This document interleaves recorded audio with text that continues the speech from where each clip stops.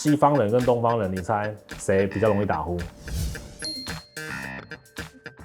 西方人跟东方人，对，感觉是东方人。为什么？可是西方人很多都很胖啊。对耶，胖的比较容易打呼哦。对，那我猜西方人好了。没有，是东方人。我被引诱了。没，因为大家就是会觉得哦，混血儿很帅，然后很漂亮，鼻子很挺啊，然后五官很深，他们的五官就是比较立体，相对的就是骨头发育的比较好。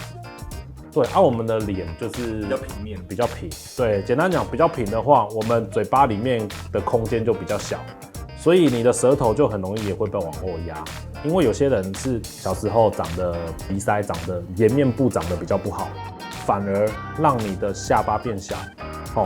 下巴变小的话，舌头就会比较容易往后压。对，这时候长大之后，反而会因为下巴变小，容易产生睡眠中止症，这是结构上的问题。